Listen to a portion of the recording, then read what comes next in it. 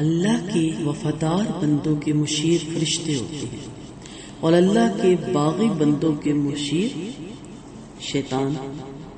اپنی بول چال میں اور زندگی کے معاملات میں کوئی آدمی جو انداز اختیار کرتا ہے اس سے آسانی سے معلوم ہوتا ہے کہ کون آدمی کس کو اپنا مشیر بنائے ہوئے ہے۔ جو آدمی اختلاف کے وقت تواضع اختیار کرے اور جب کوئی حق اس کے سامنے پیش کیا جائے تو حق کے سامنے جھک جائے تو وہ فرشتوں کا ساتھی ہے۔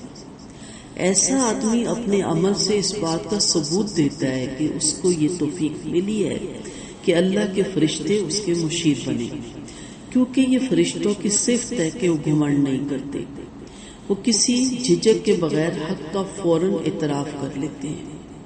اس کے برعکس وہ لوگ جو اختلاف کے وقت ظلم اور بے انصافی پر اتر آئیں اور متکبرانہ طریقہ اختیار کریں، وہ اپنے عمل سے یہ ثابت کر رہے ہیں کہ وہ شیطان کے ساتھی ہیں۔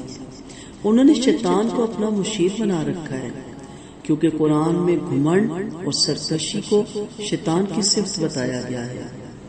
حقیقت یہ ہے کہ یہ موت اور آخرت کے معاملات سے بے خبری ہے جس نے لوگوں کو سرکشی اور بے انصافی کے لیے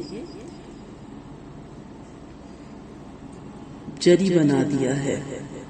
اگر لوگوں کو معلوم ہو کہ کیسا ہیبتناک دن ان کی طرف دوڑا چلا آ رہا ہے تو ان کے چلتے ہوئے قدم رک جائیں اور ان کے پاس بولنے کے لیے الفاظ نہ رہیں۔ جھوٹی تعویلیں کرنے کے بجائے وہ فوراً اپنی غلطی کا اعتراف کر لے۔ اللہ کو جب ایک شخص پاتا ہے تو ٹھیک اسی وقت وہ اس حقیقت کو بھی پا لیتا ہے کہ اللہ نے اس کو اور اس کائنات کو عبثا نہیں بنایا۔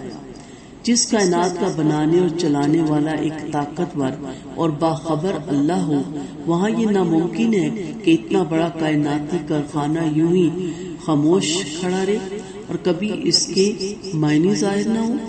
اسی طرح آدمی کا ایمان اس کو اس یقین تک پہنچاتا ہے کہ ضرور ہے کہ ایک دن ایسا آئے جبکہ وہ اللہ لوگوں کے سامنے ظاہر ہو جائے جو کائنات کے تمام واقعات کے پیچھے کام کر رہا ہے۔ پھر یہی یقین اس کو یہ بھی بتاتا ہے کہ کائنات کے خالق اور مالک کا ظہور اس طرح کا غیر متعلق ظہور نہیں ہوگا جیسے تاریک رات کے بعد روشن سورج نکلتا ہے۔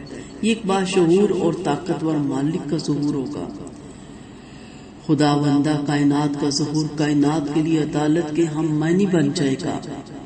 خدا کے ظاہر ہوتے ہی اس کے تمام سرکش اور خود پرست بندے اللہ کی دنیا میں بالکل بے قیمت ہو جائیں گے۔ وہ اس دن مکھی اور مچھر سے بھی زیادہ حقیر دکھائی دیں گے۔ دوسری طرف اس کے خدا پرست اور وفادار بندے اچانک سرفرازی کا مقام حاصل کر لیں گے۔ اللہ کا غیب میں ہونا اللہ کے سرکش بندوں کو اچھل کود کے مواقع دیے ہوئے ہے۔ اللہ کا ظاہر ہونا اللہ کے وفادار بندوں کے لیے سرفرازی کا دن بن جائے گا۔ اس کے بعد ایک نئی، زیادہ بہتر اور مکمل دنیا شروع ہوگی جہاں سرکش لوگ ابدی طور پر جہنم میں ڈال دیے جائیں گے اور وفادار لوگ ابدی طور پر خوشیوں اور لذتوں کی جنت میں زندگی گزاریں گے۔